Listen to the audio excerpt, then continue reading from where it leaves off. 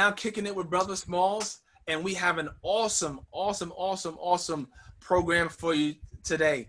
We have authors of the fascinating science fiction series called Ascendant.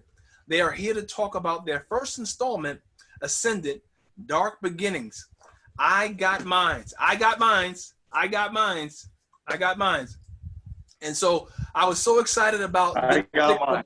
You got yours too? Okay. That's right. I was so excited about this installment. Oh, yeah. I was so excited about this installment is that I went around the block. I went to one of my favorite eateries, Smoking Spice on Anderson Street. And I got, one of my favorites, I'll just peer it out here. I'm gonna make you guys a little jealous. Here you go. You got rice and peas, and you got plantains and good stuff. Chicken. Hey, you know what? I was gonna get the popcorn, but that'll come later. The popcorn will come later. Right. Hey, how you guys doing? How you guys doing? We're good. I'm good. I'm doing great. We're hunkering down with the family, and everything's good on my end. Yeah, exciting times ahead. We're unfortunately, we're at home, but we're working from home, and but the work continues, so we're okay. Family's okay. Good. Tell us about the book. Tell us about Ascended Dark Beginnings. Raj. Well, Ascended Dark Beginnings is about three brothers. At first glance, they appear to be normal, young African-American boys, healthy, living in the suburbs. And, at first, like I said, at first glance, you don't think anything is different from them. They're going to school. They're about, they're pre-adolescent ages. So they're 8, 10, and 11. So the youngest, Ty, he's 8 years old. And he has a hidden power inside of him. And it usually comes out and emerges with his emotions, when he gets emotional. And with Ryan, the middle brother, he's very athletic. He's very limber. He has the agility of a cat in the wild, and he's very spirited. And the oldest brother, Michael, he's more he's very strong. He doesn't realize the extent of his power yet, and none of them do. Yeah. But he's very strong. He knows he's stronger than ordinary kids, and they know that they're different. That's the thing. They know that, they see other kids around them. They know that these kids can't do what they can do, but they keep that to themselves. They don't want everyone, to know, for fear that, especially Michael. Michael's kind of paranoid that, people are gonna find out and the government's gonna come and gather them away and whatnot. Yeah, even to the point where he's afraid of even their parents finding out, because they refer to themselves as different. They know they're different, and they're trying to figure out, well, what do we do about this? They love the fact that they have these special abilities, but they're always hiding it. And the middle brother, Ryan, is kind of conflicted because he just wants to live his life and just show it. But Michael's kind of making him suppress it.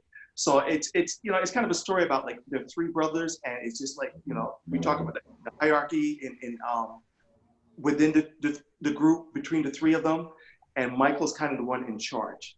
So the story, it's also about, where did they get these abilities from? Where did they get these powers? So it's we've been working at this for a long time. It's a lot of fun to do. There's a lot of mystery to it, but we have, we're excited to share it with everyone. No, it's an excellent book. And I got to tell you guys, it was hard to put it down. If you look at my book here, you can see that it's kind of like, it's been used, right? And I got to tell you, being here, my daughter went through all of her books, and my wife just kind of gave her the book, and, it was hard to, put it down. Actually, this afternoon, I called Jerry, and she was like, "You have his number?" She was just so enthralled that I had his number, and but again, it's a great book. Are you guys getting that reaction, that feedback from people about the book? I definitely am, yeah. Yeah, the reason I don't have a book is because I gave it to my neighbor across the hall. She's 70-year-old woman. She just had a birthday party. She was kind enough to invite us over, and I gave it to her. The next day she came back. She said she read it from cover to cover in one day, and she loved it, and she gave it to her grandchild. Right now, she's in quarantine in Pennsylvania with her family, but she's passing it around among her grandchildren, and there's nothing better than hearing people appreciate, what you pour your heart into. So she loved it, and I love the fact that she loves it. Yeah. Yeah, I have a similar experience with two senior citizens that live nearby also. And one gentleman, he told me he really not into books. He's into a lot of other things, but he doesn't have time to sit down and read. But he read it and he got back to me. He just said he couldn't put it down. He really loved it. Another lady, she left me a note in my mailbox asking she wants the next copy. She wants the continuation. Like, she's ready for the next installment. And also, I've met a few young people that have read the book and they're excited about it. And that makes us excited because for us, really, I mean, it's about the younger kids. And because we wrote this book for the younger us, basically. Hey, I got mines. And I guess we're going to encourage people to get theirs. And that's the reaction that I found too, with people reading the book. What was the inspiration for the book? The inspiration was really about it. It's loosely based on our experiences as we were growing up. I mean, we immigrated from Barbados, and we have another brother, Rodney, and it's the characters are very loosely modeled on our personalities. So I would be Ty, the youngest brother, and I was a little, more reserved, a little more shy than my two older brothers, and I looked up to them like they were superheroes. And so with all the things, we came to this country, it was very different. It was a culture shock. It was almost like the brothers, when they're brought into a whole different world in this book, Right. and they're kidnapped and brought to the compound. And we had to adjust, and it's sort of the period of adjustment that the brothers are going through in the compound in the book. So we had to adjust to the cold weather and things that we weren't used to in Barbados. We never wore jackets. There was no need for jackets in Barbados. We came here, it was like 30 below. It was, so stuff like that was shocks to the system. And so for me, kind of incorporated. We kind of incorporate our story with this book, and that's kind of the source of the inspiration. Yeah, definitely. For me, it's about assimilating, and it's just especially three young Black boys. And that's the reason why we start the story with the characters being the ages we were when we came, and it's just like these boys grew up in the suburbs. They were well known. They were well adjusted, and next thing you know, they're in a totally different environment, and they have to start over. So in the story, the brothers are taken captive, and they're taken to this secret military compound where basically they're being trained to be these superhumans. They don't want to be there. They want to go back home. They want to escape. And so the story is about the three brothers and also others like them. And, we encountered other people like us, and some assimilated quicker or sooner than others than we did. So it's really a story about assimilating, and it's about brotherhood. Now, Michael, Ryan, and Ty, is that going to be Jerry, Rodney, and Roger? Yeah, basically. It's us completely exaggerated, It's just but definitely based on what our experiences and on the dynamics between the three of us. For instance, Roger and the three of us share a really strong bond, but Roger and I tend to recreate it together, we drew together, things like that. Rodney was more of an explorer. Rodney was more the type of person who just liked to do his own thing. And me as an older brother, well, I had to keep them close. So, you know, even in the story, you know, like at a certain point, the middle brother wants to kind of pull away from the older brother and do his own thing. So there's conflict there. So all that's in the story, and it's a lot of fun to do. No, it's great. And I can recall, because I've known you guys for a long time, you know, Michael has he likes football. And so I Right. know, Jerry, you know, you were a weekend warrior, you know, on the football field, man. And I remember those games, and Yeah. you guys used to go out and play football, tag and football and all those things. So, so again, the book really mirrors, you know, some of your experiences um, growing up. And you guys are so creative. I just had I asked another group about this, and I wanted to ask you guys this: what you're dealing with now, what we're dealing with now, you know, with this COVID-19, environment. Do you guys, is there going to be, you know, something, a scenario or some type of, storyline that we can kind of anticipate from the Reese brothers, you know, with kind of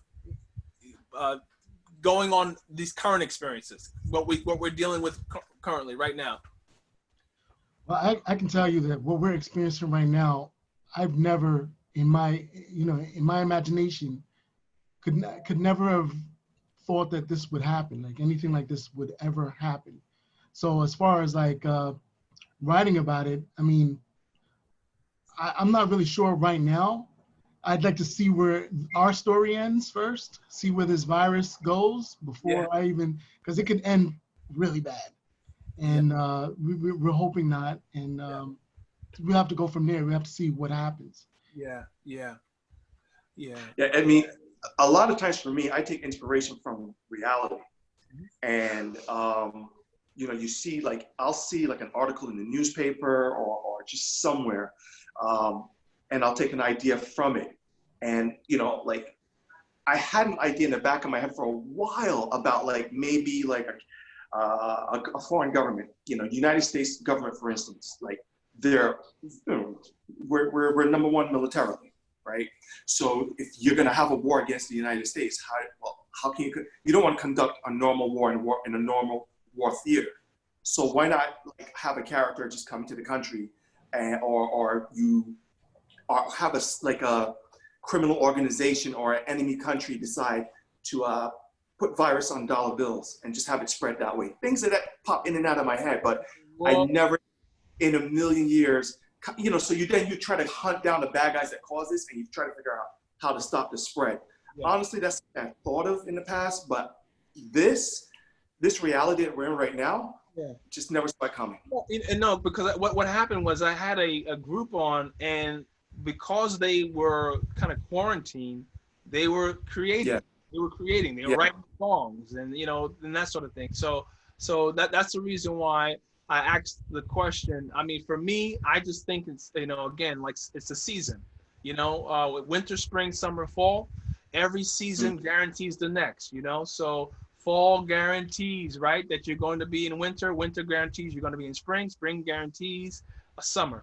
So we're just hoping that this is we're coming to the end of this, and we can move on and just build.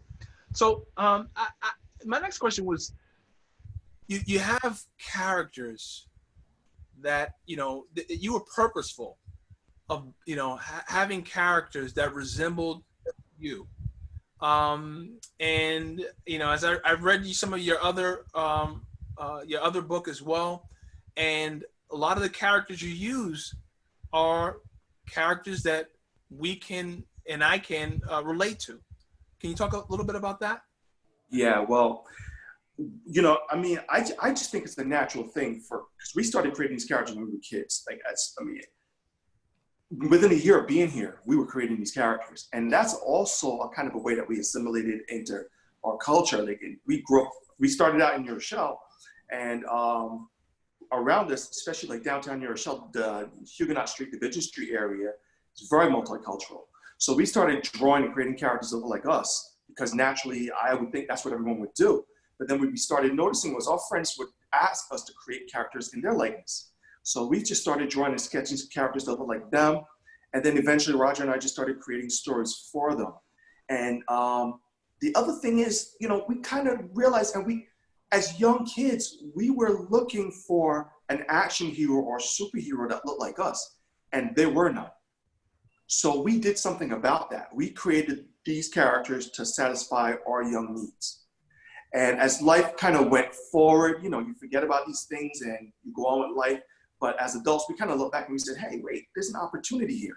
Yeah. So we decided to really start to work on our craft as writers and develop strong characters for the marketplace. Now, the journey hasn't been easy, but the journey itself is a book. And it's been a great vision for us. I'll read that. Yeah. Roger? Well, it's pretty much the same. You know, I purposely, we had no role models really growing up in terms of superheroes. You know, Spider-Man, white, Superman, white, you know, every Batman, our favorite superheroes were all white. And we wanted to create something that more, you know, I'll say this. What we strive to do that I think other superhero entities or other superhero companies stray away from is we try to stay grounded in reality. And I think it's just not reality to have an all white cast. It's just not reality. We have no aliens in our superhero stories. We have no ghosts, nothing really supernatural. Everybody with powers originates from the same source, and it's all this sort of accidental kind of mix. There's no radioactive spiders. It's all emanating from a government experiment that kind of branched out like a virus. Got it. And wasn't intentional. So our stories are really grounded in reality. And I think that for me, for Jerry as well, just having an all-white cast wasn't reality. People. Yeah, but we've had problems with that. The fact that we developed these characters where, especially the main characters, the lead characters are three Black brothers. Now, originally, we had created the original characters. These characters were created as adults first. We did that first with a first novel that we had done called Ascended the Omega Nexus. And this book had gotten us a long way. It's a 400-page novel. It had landed us a representation in New York. It landed us representation in Los Angeles. And this is 10 years ago. And it took us on a journey where, and as a matter of fact, the first copyright we did on this property was in 1999. So it's going way back. Yeah, but we weren't sure what to do with it. We weren't polished. We just knew we had it. And by 10 years later, we knew we were ready to go. So we gained representation. We didn't publish the book yet. We were shopping in Hollywood. We were shopping in New York. We were very excited about the process, but then we ran into a roadblock, and it became the race of the characters 10 years ago. We had, and I can't name names, but we had A-list Black entertainers who were willing to work with us, and then we had studios who were willing to work with us, and we really thought, well, this is it. We're going to progress. This is around the time that Will Smith was doing Hancock. Wow. And, you know, I mean, I hate that movie for obvious reasons. But we were really trying to gain entry into LA and into Hollywood. And they were flying us out. We were getting the interviews. But at the end of the day, it just turned out, Roger and I are members of the Writers Guild of America. And it wasn't enough. We were unknowns, and no one was really willing to take a chance on two unknowns. And we were asked if we were willing to change the race of the three leads to white in order to move forward. And we thought these boys represent us, which means they represent millions of us. So the answer was absolutely not. Wow. So, yeah. So we basically, we took it back and we self-published. And in 2012, we self-published, and the book stayed true to its name because it started out where it was just something no one really knew about. And over the next year, sales just ascended. And it was just a great thing to see. It was recognized, we were recognized by our peers of Black writers in 2013 as the best new work. So we kind of knew that we had something. Informs, uplifts, and elevates, and inspires, takes you higher.